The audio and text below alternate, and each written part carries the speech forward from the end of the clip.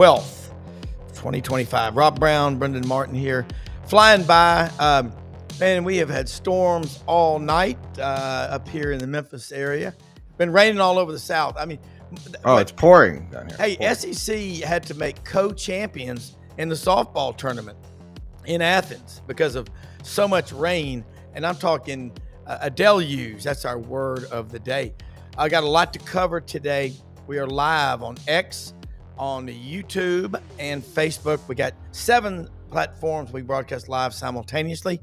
Take a picture with your phone of the QR codes up there and subscribe. We're putting out content on this channel every day, all day. Your one-stop shop for SEC, and as Brendan says, and beyond. We're going to keep growing. We're adding shows. We've got a lot of content, a lot we cover. Coach Ellis Johnson is batting in the leadoff position. Jacques Doucet, WAFB Channel 9 in Baton Rouge, 3-time Louisiana Sportscaster of the Year, weighs in. And also at half past the hour, Steve Shaw, the coordinator, the chief of NCAA college football officials. We'll talk with him about rules changes and how they might affect the upcoming season. Okay, so we do this Monday through Friday, 9 a.m. Eastern, and at night, Buddy Martin Show. We've got Scarborough Knows, AU Undercover, Duke Scoops, Lowdown with Lauren Meadows, Best Fridays in football. This is the best Monday with Coach Ellis Johnson. Kind of feel like flying sometimes nowadays. Tom Cruise is here. Tom Cruise. Delays for hours. And Coach, I forward that to Brendan about a possible executive order. These rumors, there's all kind of chatter out there about, is the president of these here United States going to weigh in and issue an executive order to look, the playing field will never, ever be level. It's just not going to happen. Some guys are taller and faster than others. Some guys are short and chunky. I mean, that's life, and a damn thing you can do about it except try to work around it.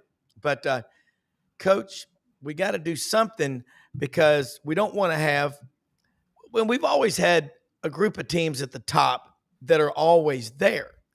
But I think what we've got now is it's a squeeze for a lot of schools, and they may not even be able to field competitive teams. That's what I'm concerned about. Before we go to Jacques Doucet, I want to get your answer on that. Yeah, no question about it. And of course, I've been ranting and raving and crying about it since it started. Yeah, I've played small college, I've coached small college, and I've been on the other level too. And so it's just common sense. They're catering to 2% of college sports, trying to fix this thing. And in the case of what they're doing, they're really damaging things across the board, I think. And I think 90% of the coaches would agree with me.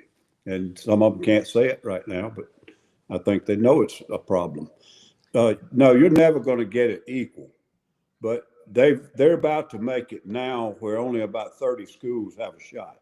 Yeah. And you'd be surprised some of them that are not in that 30. There's some schools that can literally just buy people out of the game. Yeah, they really are. And, we have antitrust laws. If you look back in history, the Sherman antitrust laws were put into play by Congress to avoid monopolies, to keep, just one or two big banks or one or two big companies in any level from taking over. I mean, corporations are just people. That's all they are. But what we got with NIL right now, we got a mess. But I see a lot of people that care, and that's the most important thing. Let's bring in one of them, one of the best. Yep. Jacques Doucet, WAFB Channel 9 in Baton Rouge, Louisiana, covers the LSU Tigers, the SEC, and all things where they keep score and speak Acadian French. How you doing, man? Good morning. It's a beautiful Monday down here in Baton Rouge. We had a big weekend, LSU baseball in Arkansas. A couple powerhouses went at it at Ellis Johnson Stadium. Tigers got 2 of 3. LSU softball going to be hosting an NCAA regional next weekend. And we got state high school baseball state championships this week in Sulphur, Louisiana, down the road by Lake Chuck. So a lot going on in Baton Rouge. Yeah, we were watching a lot of text threads We've got our hunting clubs full of Arkansas. We got a bunch of LSU guys, a lot. they were rubbing that score 12-0. And one of them said, congratulations. I know that's a big deal to you. Of course, it is to everybody. Baseball at LSU, before we go to some football, there's 40-plus media folks at every press conference. That's more than some schools have covering football, Jacques. Well, I think they pitched that to future recruits that they've always pitched it as LSU's the New York Yankees of college baseball. You're going to get a ton of media attention. I don't think we are I don't think we write things as sharp or as hard on the players as the New York media can be in professional sports. But and your fan interest when you're selling 12, 13,000 tickets for a big series per game. There's a ton of media that comes down that covers LSU baseball because there's a ton of interest. You don't cook a lot of food if there's no one there to eat it. So, right. We got a lot of fan interest, and I caught the tail end of your conversation on NIL, and that's kind of the question I pose. Do young people still care about Elliott Box Stadium and tradition and 7 national championships and your facilities and that, or did they just care about how much money am I going to get and am I going to play? And I do think LSU still feels like, to an extent, whether it's football, talking about Tiger Stadium and that kind of tradition, that they feel like that, yes, they're going to have to pay NIL money, but maybe not as much as some other schools because they have these things in their corner. Yeah, and Coach, when you're talking, think about this in football. When you're talking to a recruit right now, and you take him on a tour of the campus, in this case, the box, Alabama Stadium in Baton Rouge, you're looking at all the brick and mortar, the weight room, the academic support center. But there's really one question that you're going to hear before you leave. How many guys have you put in the league, but how much am I going to get? How frustrated would that make you, trying to say, I'm trying to develop you. I'm not your financial advisor. Yeah, it would be very different than what we dealt with when I was last in it. I think when I was at Alabama in the 90s, the big thing then was facilities. So it was a money thing, but it was where you put the money. And players right now, they want the money. They don't care about how good your training room is. Now, you can't be 30 years behind the time on your facilities, or you're going to have a hard time with that. But it's all about being able to give the players some money now. And I agree with that part of it. I just think they let it get off the tracks too far, and it's getting out of whack. But it's a different day and time now, for sure. It is. Jacques, along that line, LSU doesn't lack really for anything. Football, we're hearing so much talk about. This is year 4 for Brian Kelly, and LSU's had 5 straight years where they've lost their opener. But it's not like they're playing, one of those rent-a-win schools. They're playing at Clemson to open up the season. Are you heading up to the other Death Valley? This is the battle for the real Death Valley. See, that's college. That's what we love about college. Yeah, I think we'll definitely be there. Just a matter of where you fly into. I hear some people fly into Atlanta and then drive over. Greenville is about an hour and change, I think. Real pretty city there. They've got a creek that goes through the heart of the city. I've been there before. Yeah. But it's funny, Rob. I talked to Verge Alsbury, former LSU linebacker, who's in charge of the scheduling, football scheduling. And whatever you're doing, man, they want the other thing. So it's like, for years it was like, we don't want to open up with UL Monroe or Nobody State. We want to play a big team first game. We'll start playing a big team.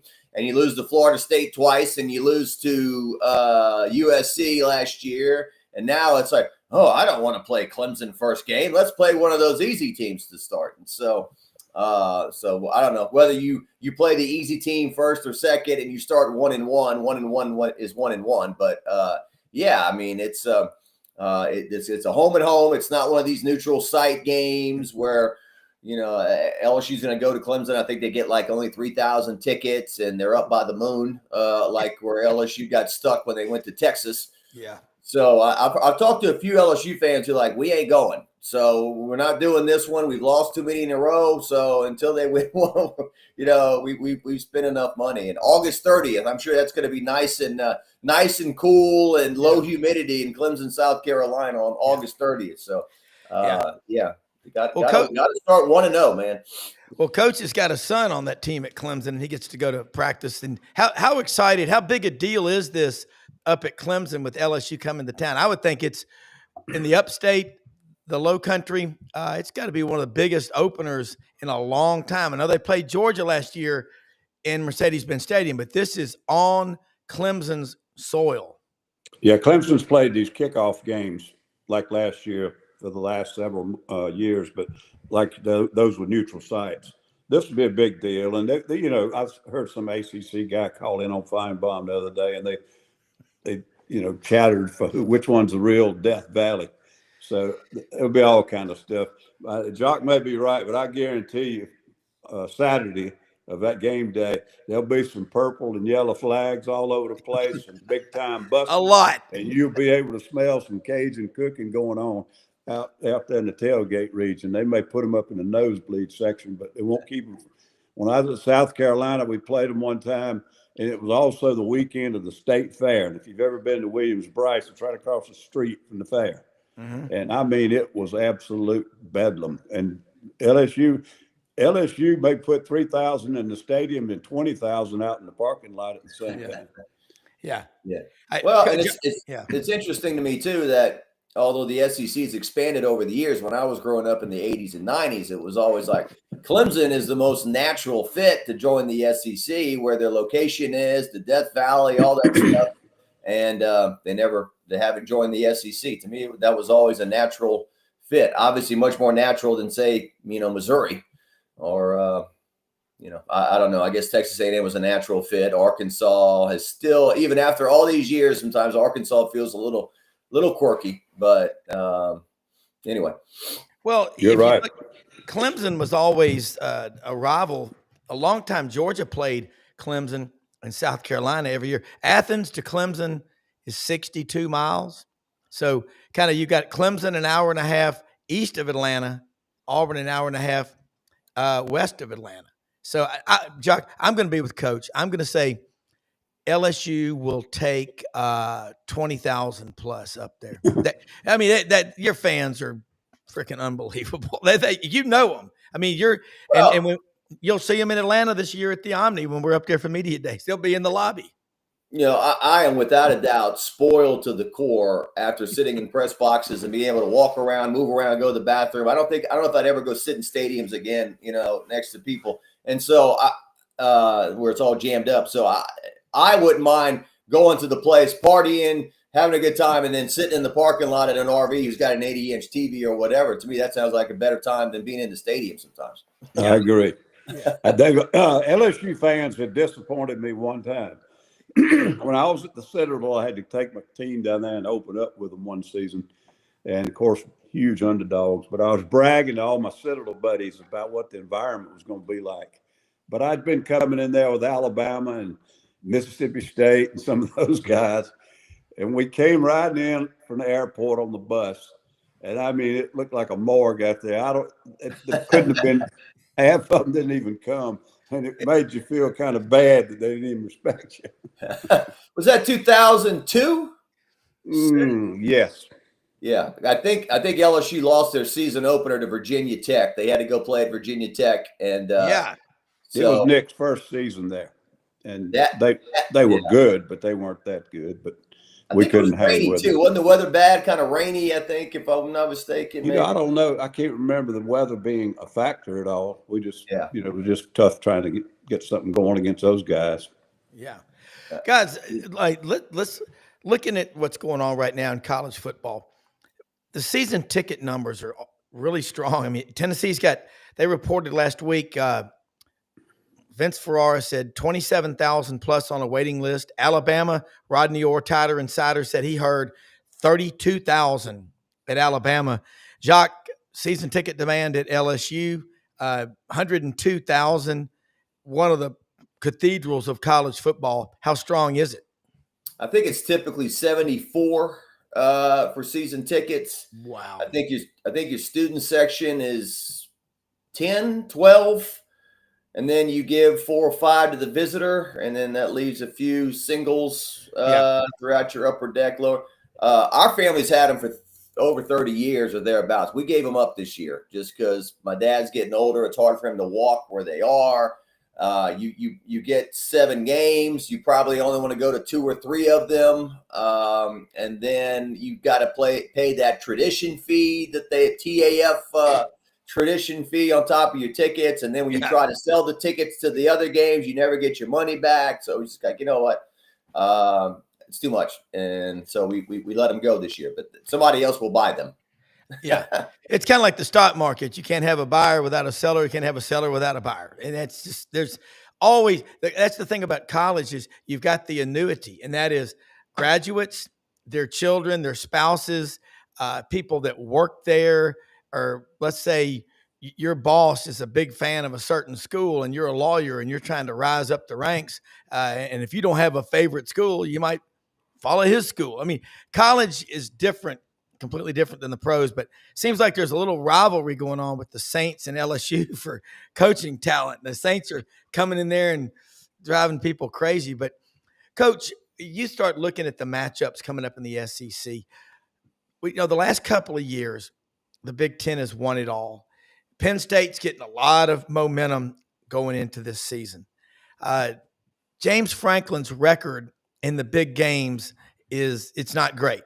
Ohio State, I heard it. Jack Sawyer, big defensive lineman, said, "Hey, losing to Michigan, the national title trumps all." Are we in danger of losing regular season rivalries as we keep expanding the playoff? I don't know if they'll ever be completely lost, but I think they're going to be diminished. And I think the conference championship games are going to be diminished. I think the conference rivalries have already been diminished. And the geography of it all and the reason you form conferences, it's fading away with the dominance of TV money. So it's if you're a traditionalist or kind of an old folk like me, you hate to see some of it. But money always wins. Jacques? The SEC championship game, we were still trying to figure out last year, how do you do that when you got 16 teams that are now in the league? And hey, if I've got to play Georgia and Texas and you don't, is that fair that, you go to the championship game and I don't, and so forth. But it's exciting. I guess when LSU runs out of the tunnel and they've got the LSU helmet on and the jersey, fans will always be there and support it. But at the same time, it's the old saying, you like the sausage, but you don't like how the sausage is made, or you don't want to know. And so I think a lot of this stuff in today's game is a turn off. I don't think anybody likes to hear that, Kentucky's basketball roster is getting 20 million and, this and that. I don't, I guess they're, as Pat Dye would say, no program is lily white, even back in the day. But I do think that some people still want this innocence of college and kids walking around on campus with their book sacks and leaves changing on the trees and their students. And, there's a bit of, innocence to it. But now it's just pro. It is pro sports, just totally unleashed in front of your eyes. And just for example, UL Lafayette, Raging Cajun softball team, a small school, was able to build that program up, go to the World Series and whatnot. They are missing the NCAA tournament for the first time in 25 years. Why? Because the former coach went to another school and got NIL money and half the team went with him.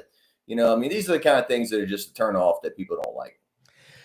And we talk about what is going on. We also have rules changes in college football that are taking place. And we're going to bring in Steve Shaw, the coordinator of NCAA officials. And Jacques, stay on if you can. I know you got a busy morning, but Coach Ellis Johnson and Steve Shaw, good morning and welcome. We've got Jacques Doucet, WAFB Channel 9 in Baton Rouge, and of course our executive producer, Brendan Martin in Ocala, Florida. But hey, a lot going on. You are a busy, busy man, but thank you so much for sharing with us. The world wants to hear what was going on in college football, the actual games themselves.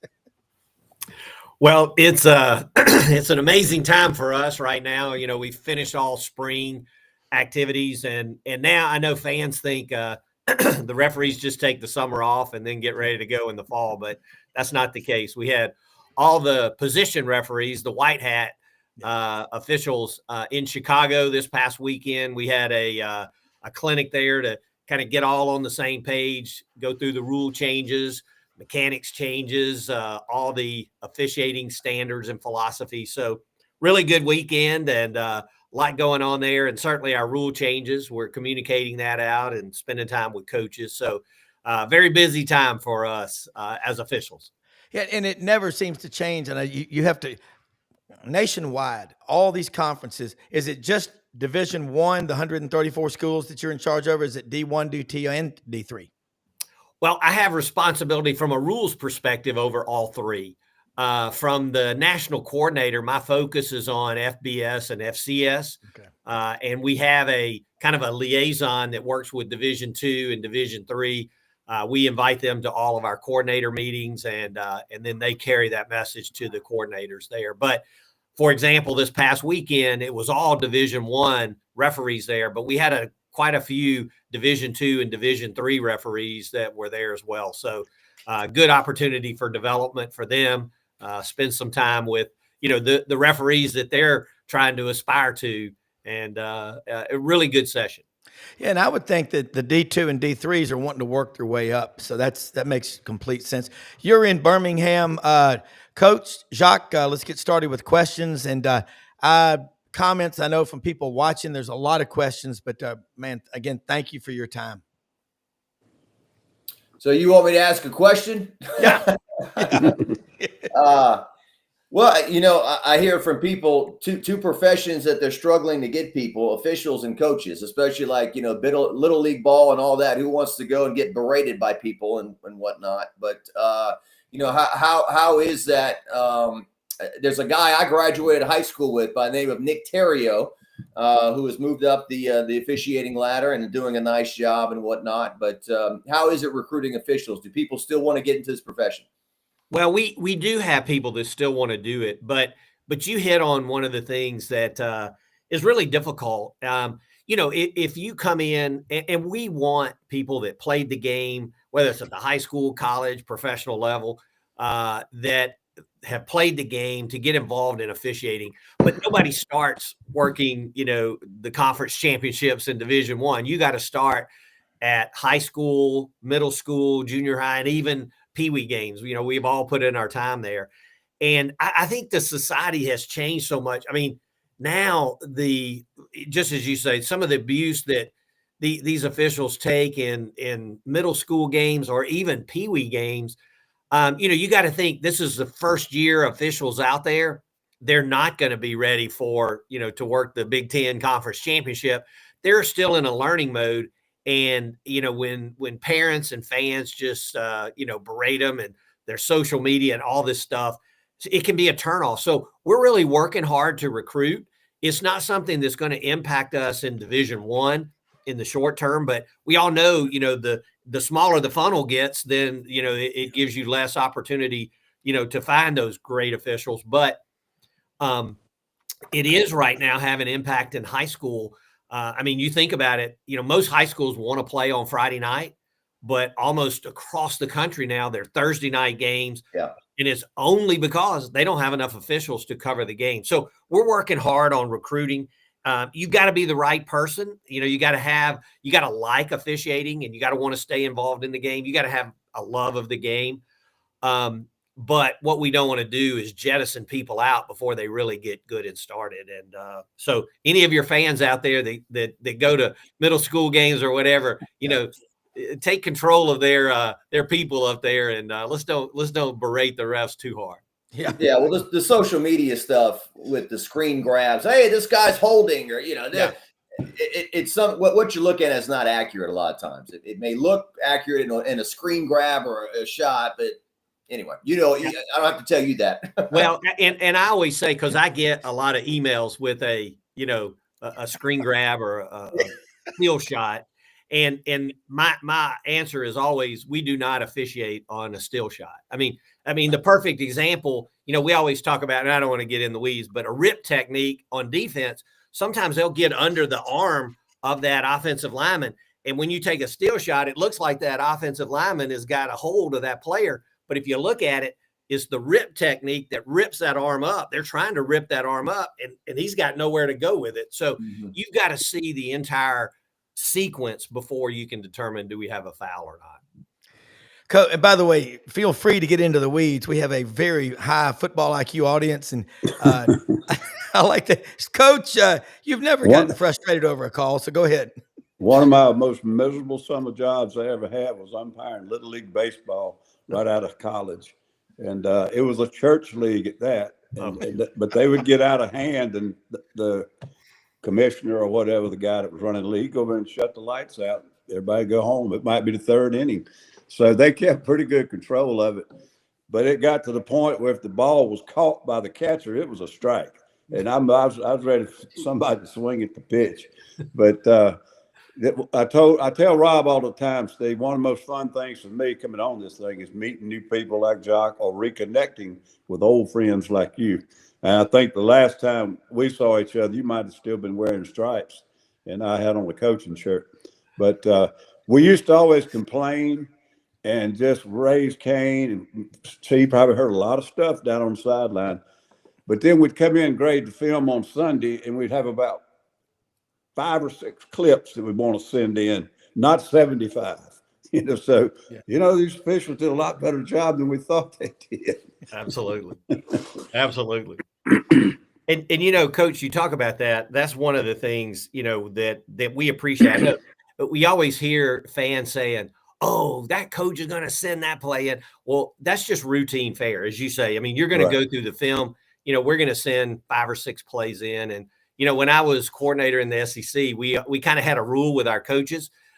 You can send in as many clips as you want, but if you send in single-digit number, then I would always do a voiceover kind of response. Here's why we made the call. And I was very honest with the coach, correct call, incorrect call, and why, if it was incorrect, how we're going to correct it, that sort of thing. Make them understand, hey, we didn't call a foul here. Here's our philosophy.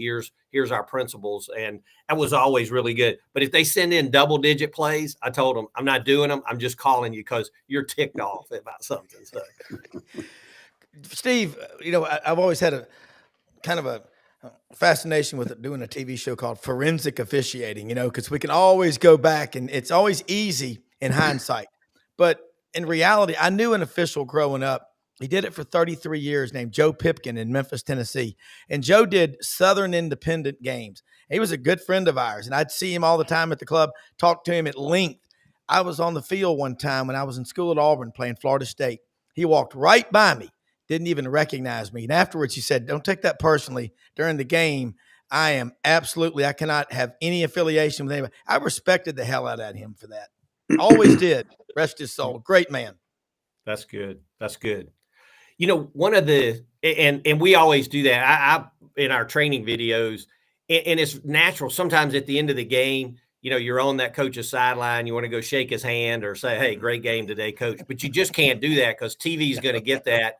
And it looks like, it looks like the official saying, hey, great job. We got him today, coach, or whatever. And, so it's a shame, but, we always have to be that. But I think, one of the biggest things right now, we've had a lot of issues. Our rule changes are out there, and the coaches now are starting to assimilate them. And we probably had more discussion around feigning injuries. And, this has been something that really for the last 4 or 5 years, the rules committee has dealt with. And, we kind of started at, hey, this is really an integrity issue. It's a bad look for our game. Coaches need to clean it up. And, across the board, now you still see on Saturdays, these ugly plays. And so, as much as the rules committee really didn't want to get engaged on it, eventually they just had to, because it wasn't going away. And, I've always I've kind of changed. I can't ever tell if a player is really injured. I mean, I'm not a medical doctor. I don't have, all that, but, you can tell when a player is taking advantage of an injury timeout, trying to gain an unmerited advantage. So we do have a change. I know a lot of your fans may have seen this, but so this year, if a player presents injured after the ball is spotted, so, they still have a window of time, but at some point we're going to spot the ball. If after we spot the ball, then a player presents as injured, we're still going to honor it. We're not going to make any judgment. It's an injury, and we're going to stop the clock and make sure that player gets the attention that they need. But if they go down after the ball is spotted, it's going to cost their team timeout. And if they're out of timeouts, it'll be a delay of game 5-yard penalty. So that's probably the rule change that's gotten the most banter as we head into the season. I've got a lot of video. We put together kind of a rule change video for our officials and certainly coaches. And you know, what we've seen is most of the time, and I can't say 100% of the time, but almost always when a player goes down after the ball spotted, I mean, it's typically, you know, the offense made a big gain. You know, the offense is headed, you know, quickly to the line, and then you're going to see somebody go down. So what the goal of this rule is not to charge team a lot of timeouts. It is really to, you know, just prevent this kind of feigning injury phenomenon that we have out there going. So a lot of comments on that. We'll see how it works. We're really hopeful it kind of cleans it up and we don't have to charge timeouts. Steve, I hate, you know, that's something I was very involved in. All of this came in when they had the fast-paced offenses. And for a while, I think the officials had a hard time keeping up with it. I know defenses, we had a hard time keeping up with it. And it was a distinct advantage to the offense. And of course, I'm an old defensive person.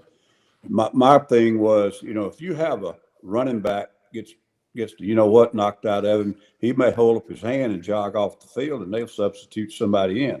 And now they've got the rule that you can sub too, so I understand that. But it used to be like, let's say the linebacker that made the tackle kind of got dinged in the head, and he's got his hand up and want to roll out. Can't do it. And for too many years, that was allowed to go on. So I'll tell you exactly, I coached my kids. I said, if you have anything happen to you on a play, and you know you can't function full speed the next play, don't get up off that ground.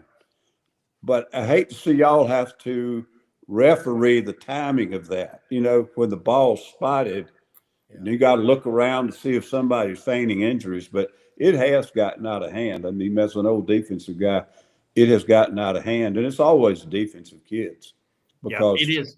Because it becomes a safety factor if you don't put some kind of cap on it. I mean, it can be a dangerous situation for a kid out there on defense if he's literally got something wrong that he's not full speed. Yeah, and you know, we recognize that, and there were a lot of different ways we could have approached this. You know, one that got a lot of traction was make the player sit out longer. You know, in other words, instead, today the rule says you have to stay out one play. You know, an option would have been, okay, you've got to sit out multiple plays or a possession series. Somebody even talked about that quarter. You know, just from that perspective. But the concern with all that, well, was twofold. Number one was the majority of our injuries are legitimate. I mean, it's a very small percentage that are feigned injuries, but they're the ugly ones, right?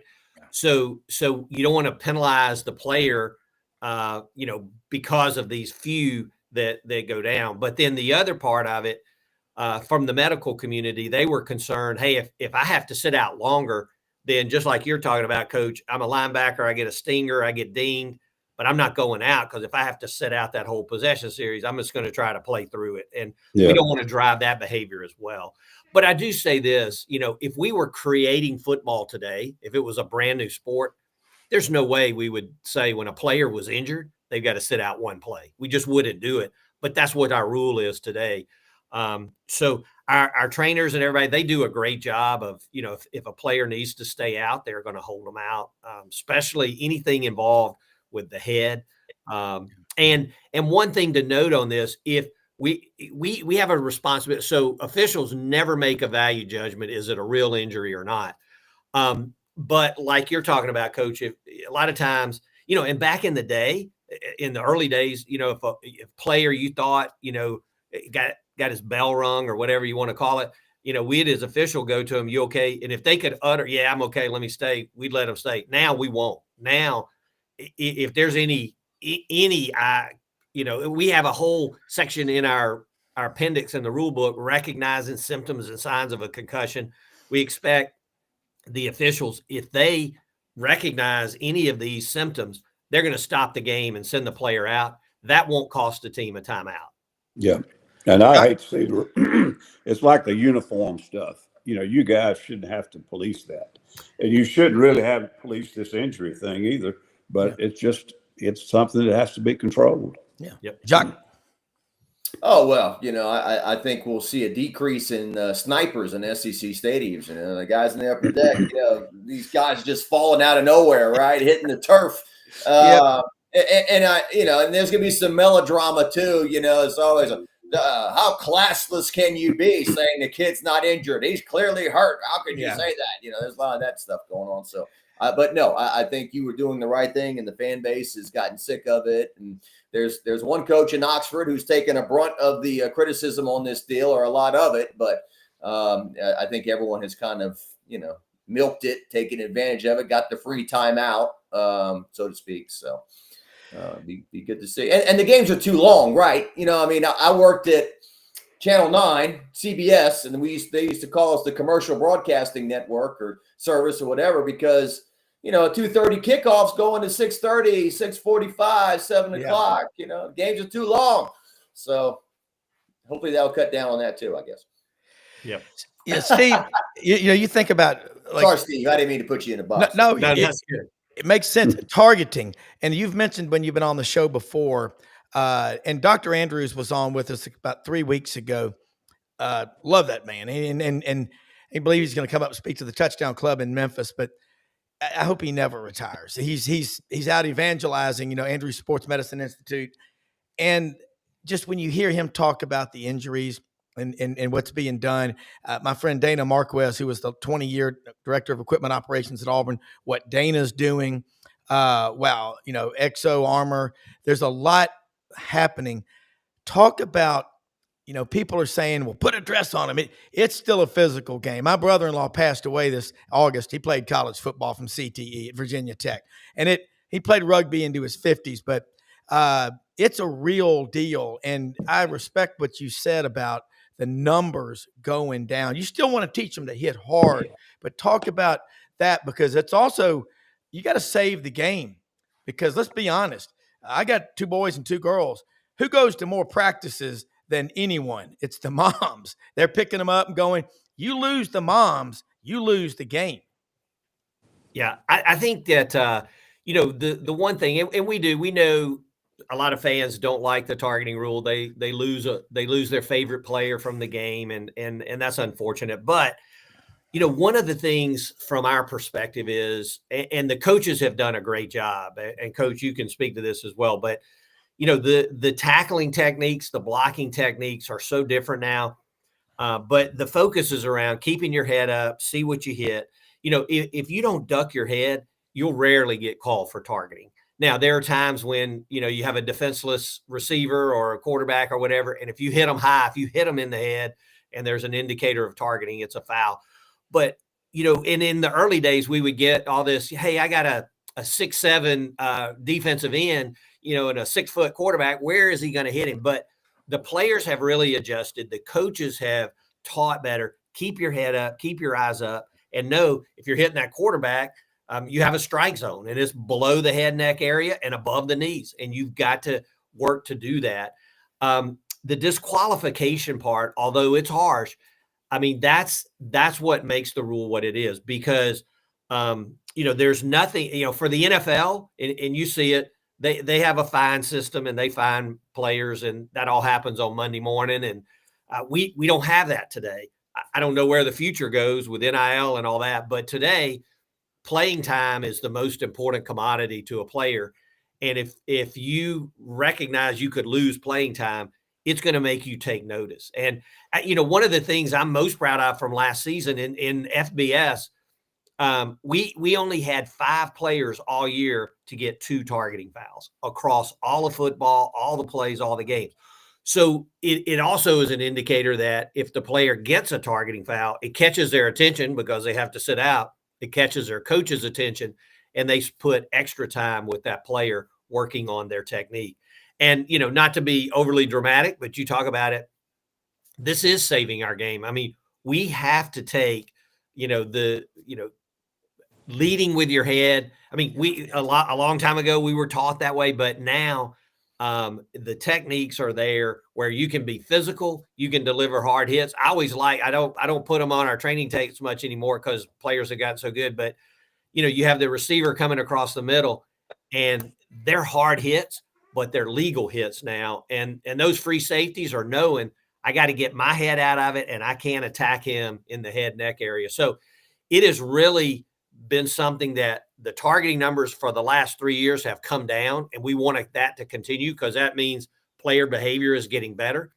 It's always going to be one of the hardest calls. We spent a lot of time this weekend talking about targeting. We had our instant replay officials in and went back through because we have to be consistent with this. But, even though it is a difficult penalty, it is something that we have to keep. And our commissioners are 100% behind the targeting and what we're doing there, making the game a safer game. Yeah, to me, the toughest one to call, and the one that I really don't like seeing called, is when both the ball carrier and the defender are lowering their hips, getting their body down into a leveraged position to try to win the contact. So when the offensive guy drops his level of pads and the defensive guy is coming in trying to hit in the chest area, the chest area is not there anymore. It's head to head, and it was nobody intentionally doing it. Occasionally you'll see an offensive guy intentionally use his head carrying the football, but not very much. And when they both drop their pads to try to get that leverage and they carry the ball, I just think sometimes that one needs to be a no call. Yeah, we see that, and I would tell you from a technique, and the defense has probably a greater responsibility there than the offense. But even if that runner lowers his pads and the defender's got to get down there, what we teach is because that runner is not defenseless, so there's no prohibition of it contact to the head or neck area. If it's a runner, the only foul you can have for targeting is crown of the helmet. And what we don't want is that defender going down and doing that. Yeah. Because then that's dangerous for them. And so even though they lower it, that defender, all they have to do, if they keep their eyes up, they'll be fine. They won't get a targeting foul. Jacques, I know you got to go. You got a schedule, but thanks so much for being on with us. How do people follow you, keep up with all your work? Because you're putting it out every day. WAFB.com, and look for us on YouTube as well, WAFB TV. Steve, really enjoyed it. I think I'll use some of this on my sportscast today, to be honest with you. So I'll look it up. These new rules, definitely very informative. And Coach, good seeing you too. Yeah. I'll send you the link. Thanks, Jacques. Okay, thanks, Jacques. See you later. Steve, yeah, your job is tough. I mean, because, we all know family members maybe that are judges or whatever. You have to be so down the line professional. You remember Jim Tunney, the dean of NFL referees? I luckily got to know him 6 years ago. He passed away December 12th through a good friend of my dad's, Don Hudson. They were on the International Round Table of Speakers. And Jim Tunney came on the show probably 6 times. But I always remember 2 things about him. He said, I was involved with, was good friends with Don Shula, Tom Landry, but never talked to him, was anything when they were coaching and I was refereeing. It was afterwards.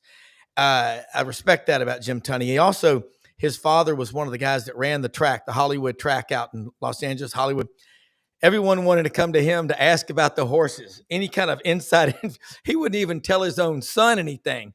And so I think his book was called I Never Cared Who Won. What's it like? I mean, you're in Birmingham and there's just a little bit of interest in college football, like no other city per capita in America. When you go out in public, and there's some Auburn and Alabama fans down there that get kind of passionate. Talk about that. Well, that's the one thing that I know fans think that every official has their favorite team and they're pulling for this. But let me tell you, when they walk out on that field, know that every play of every game they're graded.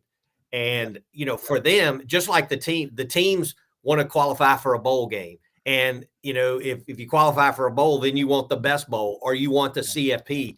And that's the same with officials. I mean, part of our evaluation system. I mean, for us, the evaluation system determines, do you even come back and work the next year? But then, do you get into a postseason assignment? Can you work a big bowl game, a CFP game?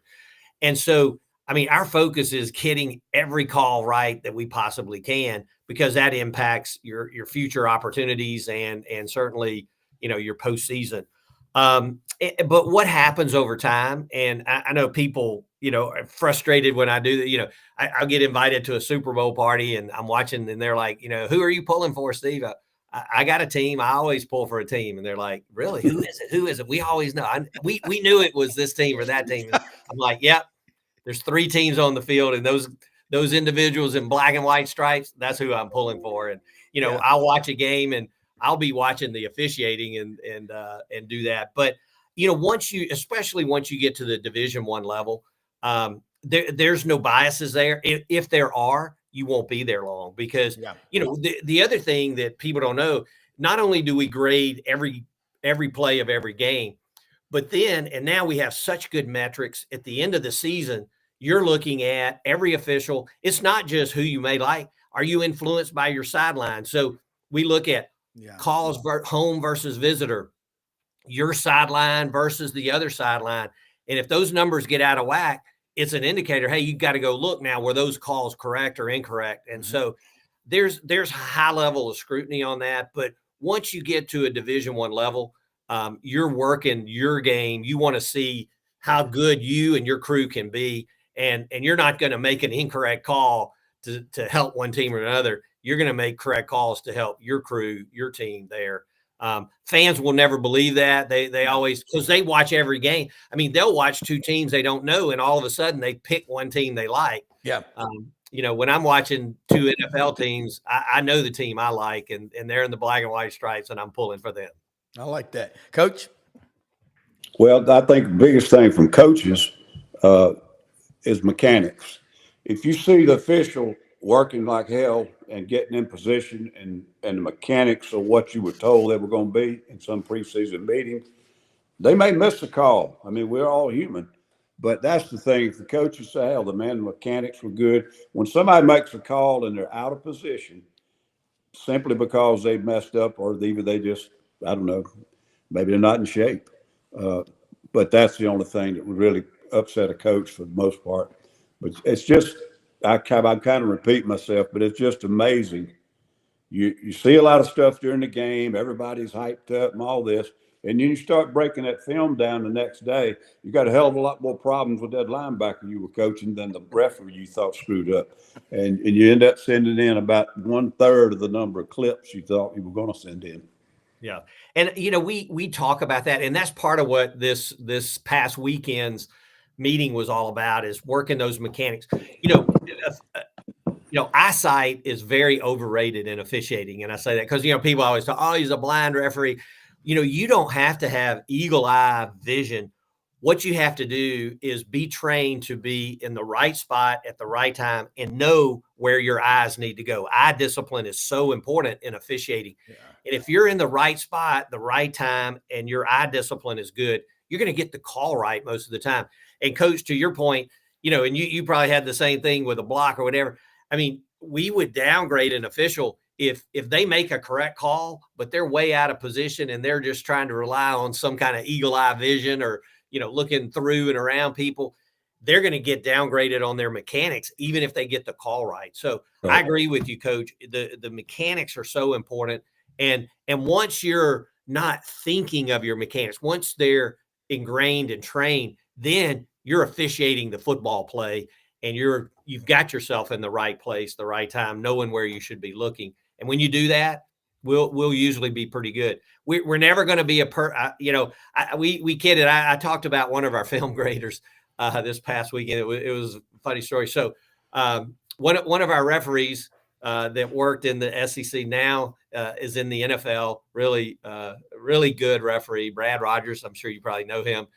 We thought we were kidding in a clinic. We were talking about he had a LSU game years and years ago, and bad weather threatening, and they started the game and they got 8 plays in, and huge lightning storm. They had to send the teams into the locker room, postpone the game. Well, they initially, suspended the game, and they waited like 5.5 hours. And then the ADs were talking. And so ultimately he was keeping me informed. I was in our video center, and ultimately they canceled the game. And I kidded with him. So they only worked 8 plays. I said, y'all may have worked the most perfect game of the season right there today.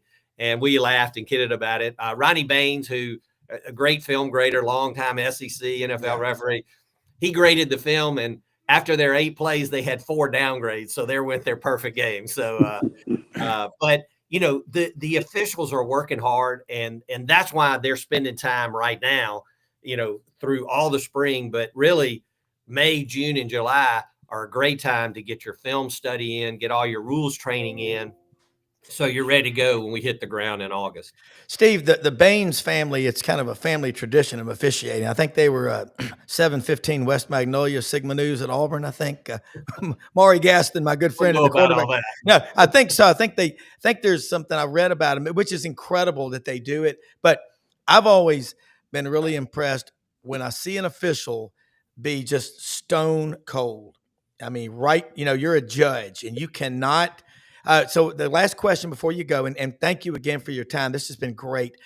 What is the rule? Because people always ask this, if you're a graduate of Georgia, can you officiate a Georgia game? How does that work? Yeah, so we have a number of, each conference has a list of disqualifiers for working those games. And we do that in all the way up through the CFP. Yeah. Certainly if you went to a university, then you're not going to be able to work there. Okay. If you played for or with the head coach of any team, then you can officiate that. And then we have a whole list of things below that. Certainly if you have any business dealings or your family has business dealings with any university, while your kids are in school at a university, you can't work that university. And we go all the way down to allow the official to say, hey, I have a conflict here. Let me tell you, the officials want to avoid that conflict more so than anybody. And so, sometimes you miss a few good games because you have to, but we have to be so very careful that there's no conflict of interest out there or perceived conflict of interest. And that's what, will eliminate officials from working those games. I'll just say this. I don't want you to leave college, but boy, it'd be nice to have you as Chief Justice of the Supreme Court of the United States with your approach. Well, I'm just saying, Steve. We say this, and the world we're in now is so polarized and so amplified. Those are my 2 words. Yeah. Polarized and amplified. And we just have to be above. I mean, I hate to say this, but even as judges now, I mean, they're like, okay, this is a liberal or this is a conservative. Yeah. And, I thought once you put those robes on, you became neutral. And, correct. I'm not saying officials are more neutral than the Supreme Court, but we hold them to a very high standard. And, they're not allowed to be liberal, conservative or anything.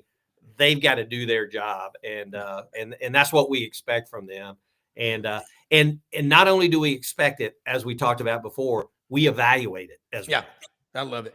Steve, how do people follow you and keep up with what all you're doing? And let's do this again before football season. I know you are busier than a one-legged man in a kick fight during football season, but this has been a treat.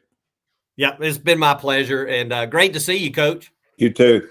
All right. To see you. Thanks so much, Steve. Thank you. We're going to wrap it up here in a second. Let me say something about Winter Timber Outdoors, folks. Coach, it's turkey season. It's wrapping up here this week, but you can still get out there. Everything you need for turkey season. Now, during the summer, you better be developing your food plots for your deer hunting, duck hunting. You better get those crops in: corn, rice, beans, millet, milo, anything.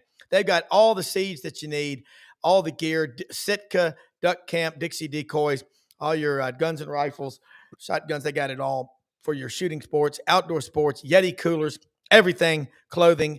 Winter Timber building a 13,000 square foot store on University Drive in Auburn, Alabama. Coming to an SEC town near you soon. And Landers Ford, folks, get out there. They're open this morning at 7 a.m., 7 p.m. every day of the week, with the exception of Sunday. old saying, the day means more than the dollar. But Brad Bellamy, the general manager, is there to help you. They'll take $500 off for SEC Sidelines audience members. You like to deal with a dealership that's invested in the area where they are in the Mid-South, Poplar and Houston Levy, where Memphis and Collierville meet. They are involved in so many great causes. Don Kitchens, Kent Ritchie, the whole team out there. You will love these people. Poplar and Houston Levy, again, service department will provide round-trip transportation. And they're right down the street from our good friends at Hewlett and Dunn, boot and clothing company on the historic square in Collierville, Tennessee. Coach, I got Brendan a pair of wild Feral Sow boots. I made out of wild hog. Good-looking boots. I want a pair of them now. And at 6'4", 212, he's got a big foot to fill. So they're on the way. And they've got women's boots, extraordinary. My wife has the greatest collection of boots. She can't go anywhere without people coming up and saying, "Where'd you get that? Where'd you get that?" I mean, it's that store, Hewlett and Dunn. They've got Barber, Filson, the luggage. She's got more cool stuff, and I do too. From Hewlett and Dunn, you'll love them. Charles Hall, the owner, his wife Laura, Raven Carpenter, Squidward, J.M. Huffman, Lydia. They're great. They will serve you and help you out. Open Monday through Saturday, 10 a.m. to 6 p.m. HewlettandDunn.com. They'll ship anywhere. Coach, great conversation today. I like what Steve said, and I loved hearing from you as the coach. We got about a minute and a half to go, but you're right. David Cutcliffe is in the office now in Birmingham to take a lot of this stuff that comes in from coaches having been a coach. So that'd be I think you'd be great on that kind of a panel as well, because there's a lot of clarity provided on this morning's show. Yeah, they spend a lot of time self-evaluating, and they go over mechanics, and that. I mean, they do a really good job. And they're going to miss calls, just like when you watch a Major League Baseball game. Yep. An umpire doesn't hit every call on balls and strikes. I mean, they have good days and bad days. But if they're in position and they're hustling and working hard to be in the right place and look at the right thing, a lot of fans would be shocked to know what official is supposed to be responsible for what area on the field. They say, well, look at that happen. The guy's standing right there. He can't miss that. He's not looking at that. He's checking something else, because that's their mechanics. So they're not perfect, but it's a job that most people wouldn't want to do. No, you're not the most popular man. That's why they get him out with a police escort right after the game. It's something else. Hey, for executive producer Brendan Martin, man, we got the best. And watch this channel. We've got a lot of great shows on here. SEC Sidelines Sports Network. Jacques Doucet, Steve Shaw, coordinator of NCAA officials, Coach Ellis Johnson, Tom Cruise. Great stuff. Hey, most often we see the face of Christ. Said it best. We can't all do everything, but we can all do something. Go out and make something great happen today. Thanks for watching, everybody. See you tomorrow on this show.